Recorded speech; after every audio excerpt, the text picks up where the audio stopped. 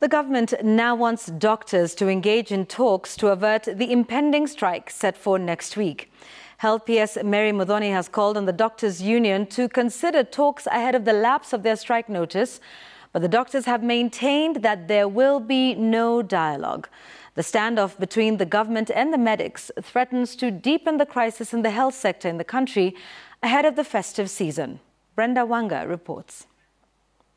The clock ticking towards the lapsing of the doctors' 21 days strike notice, the government is now moving to avert that strike, the second of its kind in just 1 year, and one that comes in the festive season.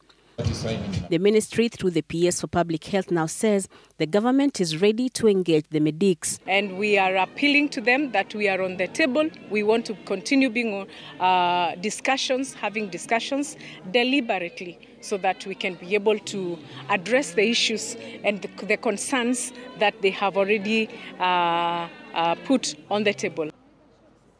The dialogue offer from the government comes as the medics, through their union, kmpdu, continued with its countrywide mobilization tour ahead of the planned strike. The union leaders speaking in the Upper Eastern region insisted that this strike was on. As we have said and we reiterate, that come 22nd midnight, not a single doctors in all the hospitals in the country, both national referral hospitals, the county referral hospital will be at work. We will leave the hospital for the politicians to run them.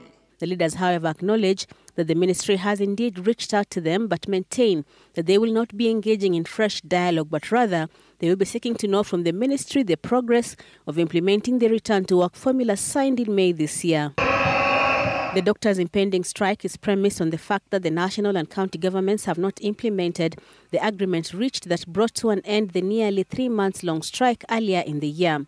The doctors had expected that the two levels of government would have paid intern doctors their salary, paid the doctors their basic salary arrears, actualized promotions for medics, and provided adequate medical cover, as well as employed new doctors by now.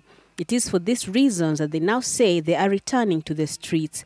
Kama hiyo matakwa itaweza kushughulikiwa, we are demanding hiyo implementation ya agreement in totality, ndio iweze sasa tuweze kusitisha hii mgomo. Mambo kadha wa kadha ambayo including ni ile mambo ya promotion. We are asking all the medics in the country to remain calm as their officials sit on the table with us to ensure that we are able to resolve the impasse that has been hanging in there. The medics union leaders say they will honor the invitation but warned against the government trying to open fresh negotiations. Brenda Wanga, Citizen TV.